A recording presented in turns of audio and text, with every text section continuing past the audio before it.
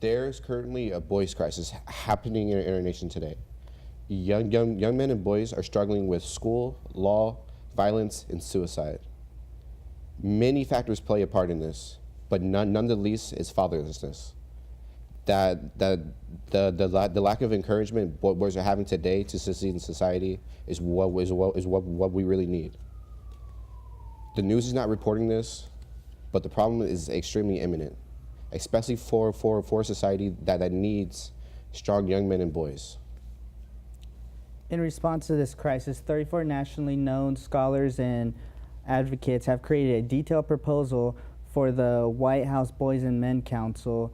And in response to this, we've created Young Voices TV so that way young men may be able to have a discussion on what boys and men need in today's world. This is that show, and this is that conversation. This is Young Voices TV.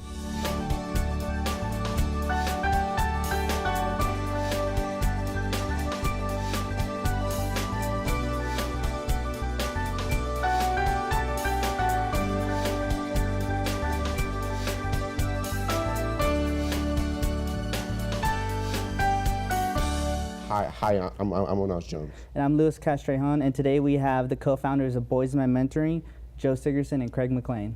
Hi guys, how you doing today? Doing great. Good, fellas. Doing great. All right, so how about we start with you guys telling us about yourselves and what Boys and Men is. We know what Boys and Men is. We were a part of it, but for those who don't know, why don't you tell them what it is?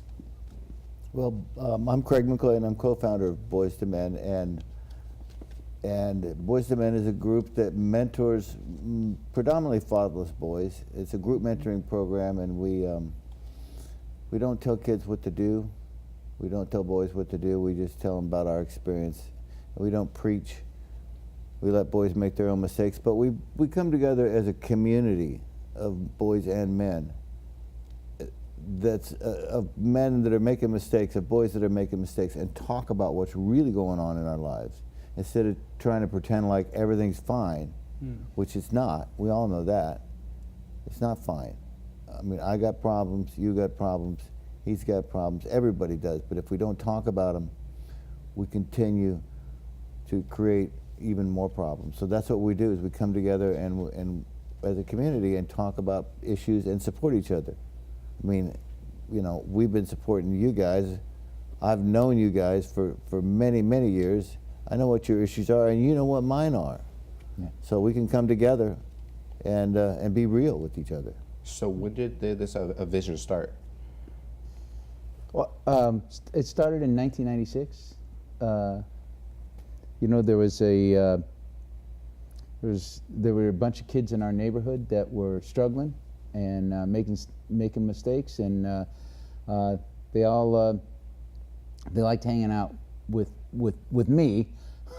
I coached my son's Little League when he was in the 3rd grade, and I had a bunch of 8-year-olds over at my house after practice, and then they were there every day for the next 10 years because none of them had dads, and I was their coach, so they kind of glammed onto that. And when those guys started getting in trouble, when they went from 8-year-olds to 13 and 14-year-olds, I talked with Craig about what was going on, and I said, we need to create a safe place for these guys to talk about what's happening. And so that's kind of how it started, just as a neighborhood program with a bunch of my son's friends. And yeah. And one of the things that we discovered when we first started it was how many kids today are growing up without dads. Yeah. I mean, when Joe and I were growing up, everybody had a dad. There was no divorce. In the 50s and 60s, there was no divorce. Everybody had a dad, and then today we brought these kids in, and 2/3 of them didn't have dads.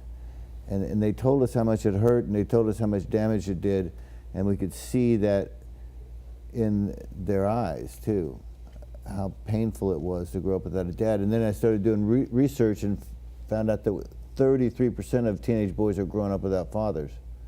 And that's when I went, wow. And then the next line I read was, they're 20 times more likely to go to prison because they don't have a dad, 10 times more likely to do drugs, and 9 times more likely to drop out of school. And so, boom, we're off. We're ready to go, and we've been doing it for 20 years. Yeah.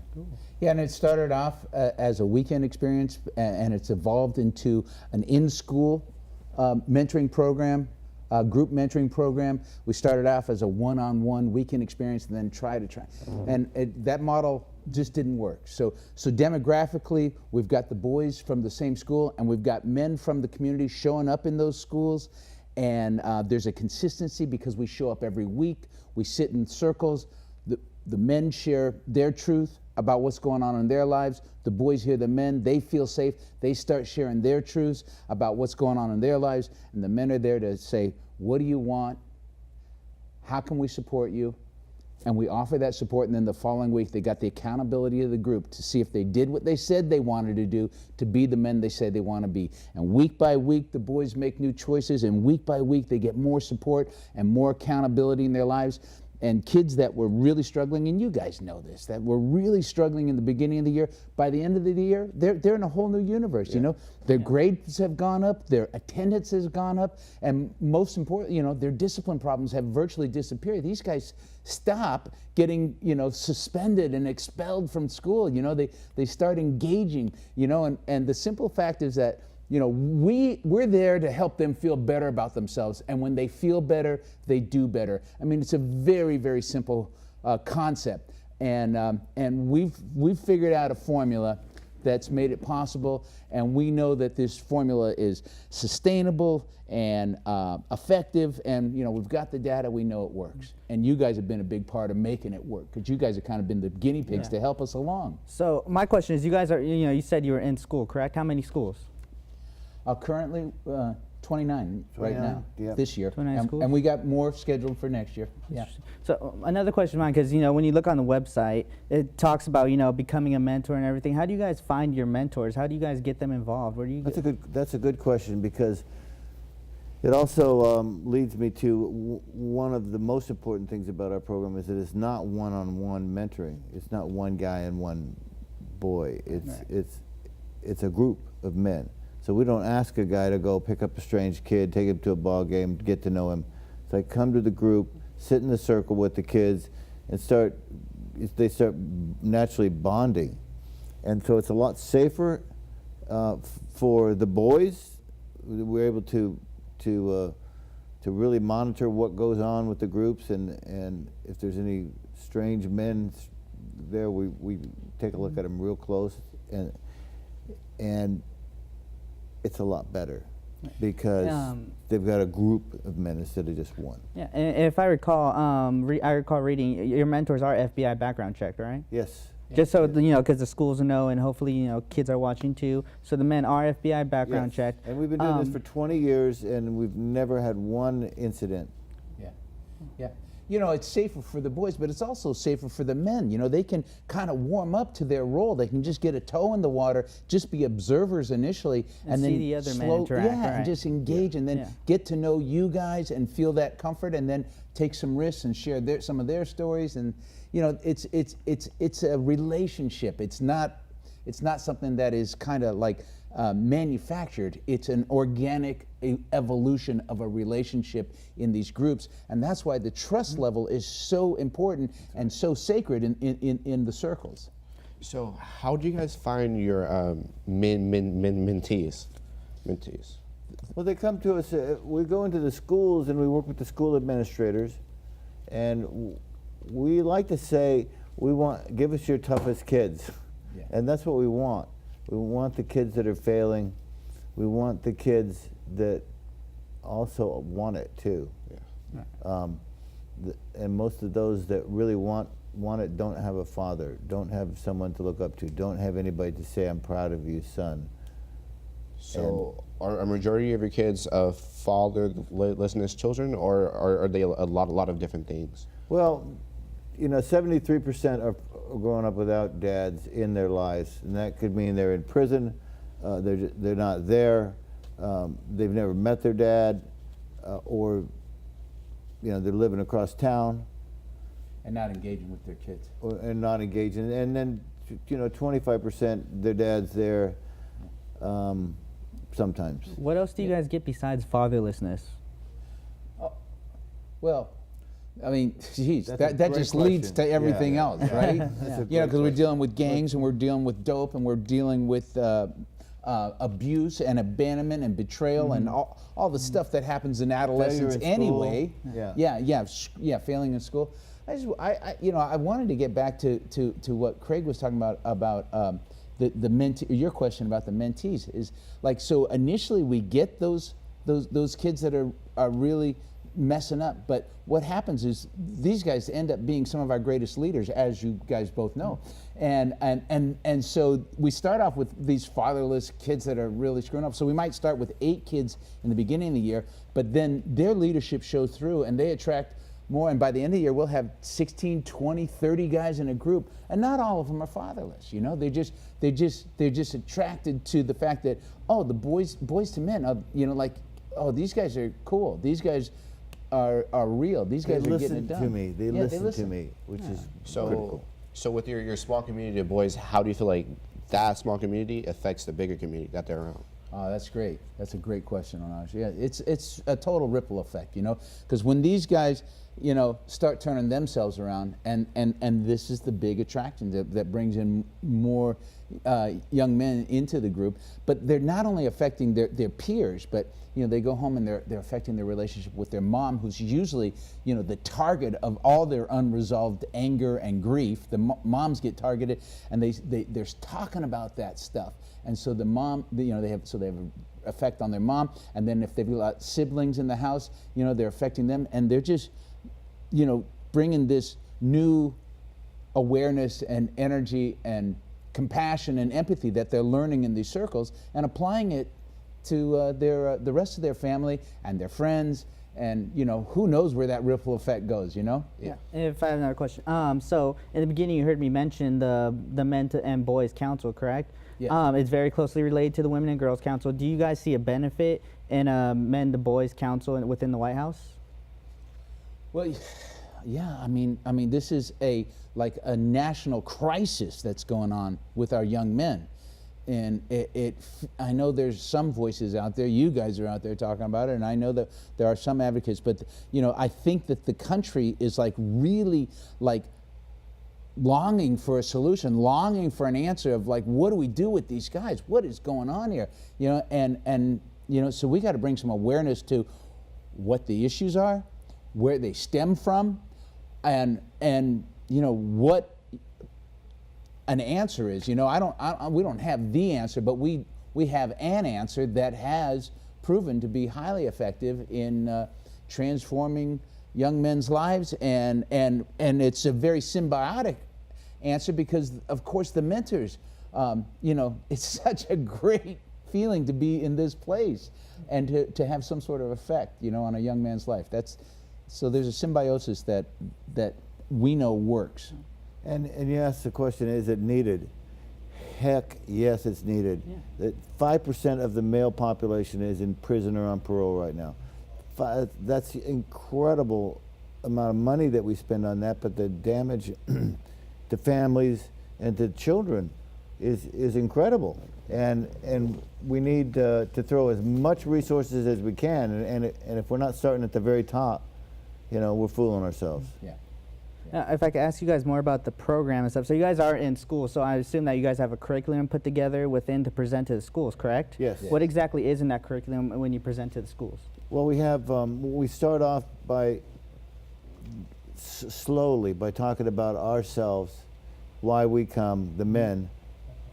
You know, I talk about my drug use and all the bad things I did, and why I come to that school is to help other kids not do what I do. And then we slowly work our way through to what kind of man do you want to be, which is really the key question that we ask them. What kind of man do you want to be? And then, well, you want to be a football star, but you're smoking pot and you're not getting good grades. Now, how does that work out? So it's built around self-accountability, integrity. Yeah, and absolutely. Of their own self-accountability, because we don't tell them you need to be a football star or you need to not do drugs. Or you of need course, to because then the boys are just like, these old men are telling me what to do, whatever. I'm going to do what I want. Everybody tells them what to do. Of course.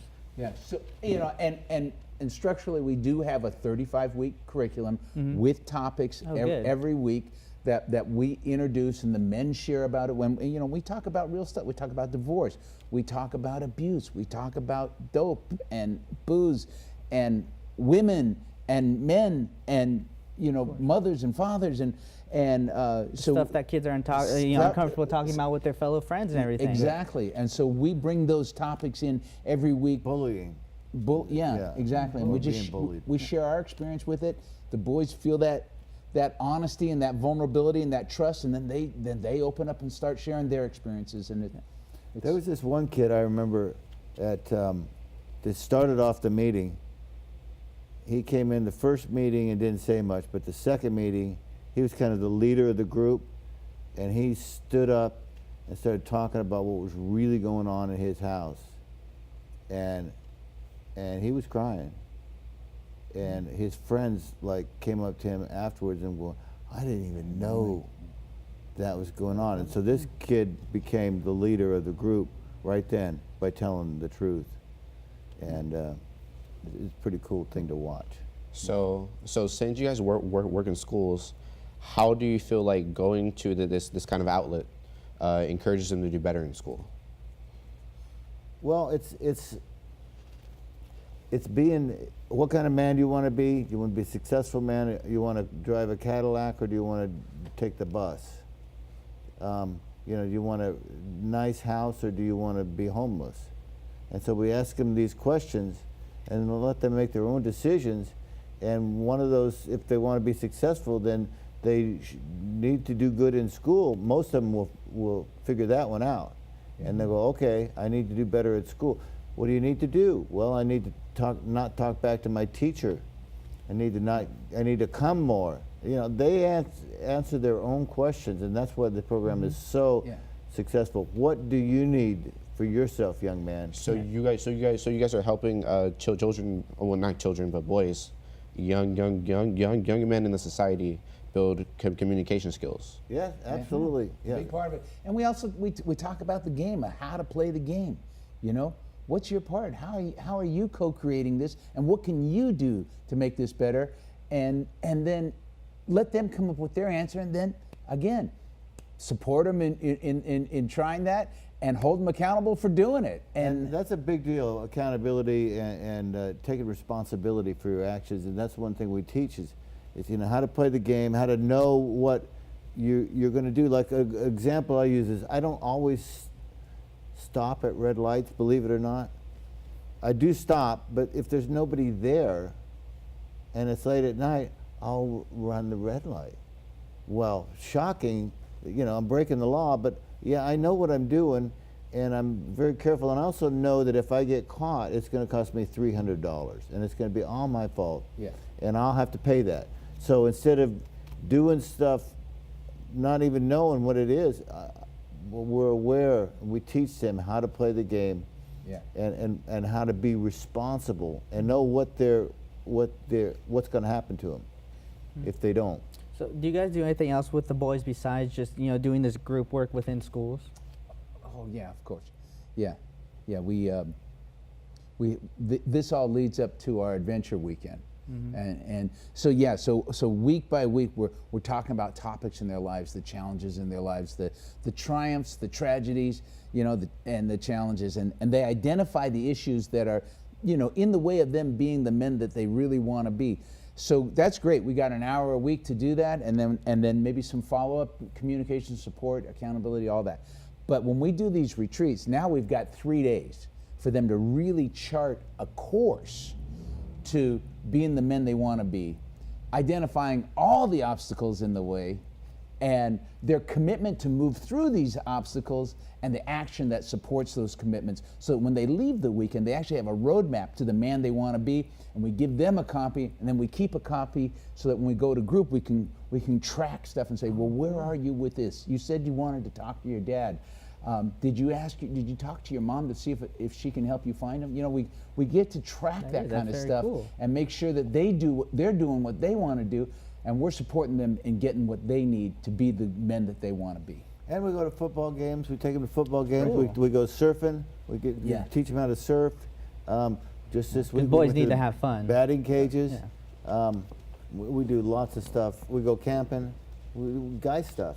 Yeah. How do you guys feel like this kind of a award system really affects their want to come back to you guys or to want to do better? Oh, yeah. Yeah, that's a great question, Onaj. I think that they're hungry for it, man.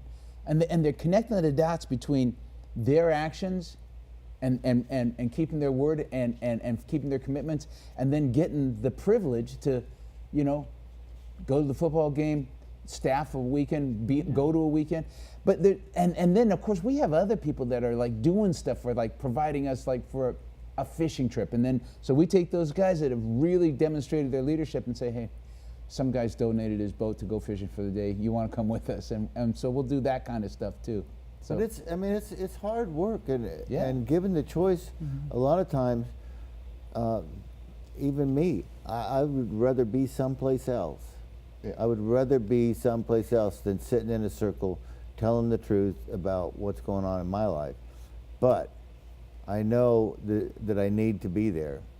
So, that's a great question that we still are working on, how to keep the kids engaged, because it's much easier To go do something else. to not go than to go. right.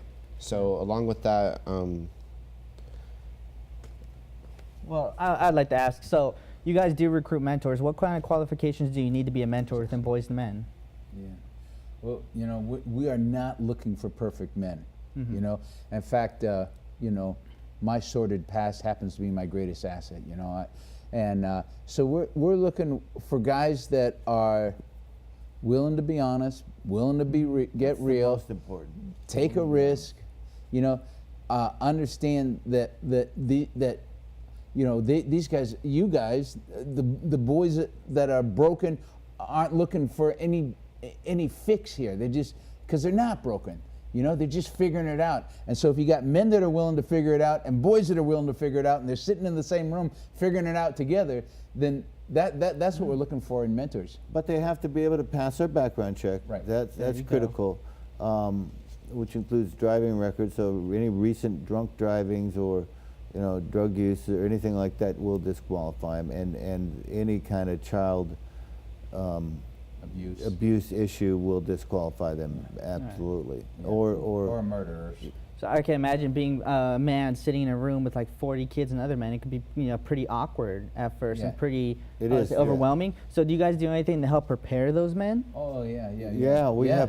have multiple trainings that we go on. We have mentor trainings, weekend mentor trainings. We just completed a series of 5 evening mentor trainings where we teach men how to not give advice, not give advice. Yeah. But there's also on-the-job training where they just show up. They don't have to say anything. The group leader, every group has a leader, a paid staff. He's trained how to bring that man into the group slowly, by asking him questions. And it takes some men, a year to get comfortable. Some of them are comfortable right away. But, Joe took him 3 years. 3 years before he would talk in a group. But he's been in Boys and Men for 7 years now. So yeah. What do you guys feel in your eyes? What qualifies somebody as a good mentor? Yeah. This. Yeah. Good listener. Being able to listen. Yeah. Yeah. Really. And And hearing. Now, really hearing what the young man is saying. So men are listening to boys and not telling them what to do. Yes. Yeah. How does that work? Because that's not what everybody's used to. Yeah. Yeah. Well, the trainings are a big part of it. We teach men listening skills. We teach them how to disconnect from their own value systems and just to be present and meet the boys where they are on their journey. And in fact, we do the weekend Reclaiming Your Teenage Fire, which is completely designed to get men back in touch with who they were at 14, 15. What were their tragedies? What were their triumphs? What belief systems did they hold about themselves because of events? Because we want these men to remember what it felt Right. like to be 16. Yeah. And we do that. We do that. In fact, and our precepts since Craig and I started this have been listen, accept, and encourage. And we just drive that home. Your job as a mentor is to listen, to accept, and to encourage. But we don't tell them what to do. We just tell them what we did. That sounds really cool, what you guys teach men, and it sounds like a great program. Great program. That's a solution to what's going on with the boys and men of this world. I think the White House Council should get involved in. Now, my question is for those who are listening and watching: how would they get in contact with you guys? If they want to be a mentor, they want to find out how to support this program or support these boys. Where would they go? Who would they call? Basically, the best way is to go to the website www.boystomen.org. BOYSTOMEN.org. All right. Yeah. And check out some of the videos. You can make a donation there. You can sign up as a mentor. There's online forms for everything. There's a phone number there. You can give us a call. There's a schedule of all the schools we're in and the school meetings, so that men that because we're from Chula Vista up to Vista and from Point Loma out to Lakeside. So these 29 schools all over the county, and we run 39 groups in those 29 schools. So many schools have more than one program. But yeah, the website's the best way to go. Packed full of information, everything we talked about today, the problem, the need, the solution, how you can get involved, how you can donate, and there's some great videos too. Yeah, yeah, and they're testimonials from the boys, from the school administrators, from the moms, from the mentors, what they're getting out of it. So yeah, it's a compelling, charismatic program. It is. It really is. It sounds like a great opportunity to be a part of. Remember, guys, if you'd like to go and contact Boys to Men Mentoring, go to www.boystomen.org. And thank you guys for being on the show. Really, it's amazing. Craig McClain and Joe Sigurdson. Thank you, Louis. Thanks, Louis. Yeah, thanks, Onaj. This is Young Voices TV, and thank you for your time.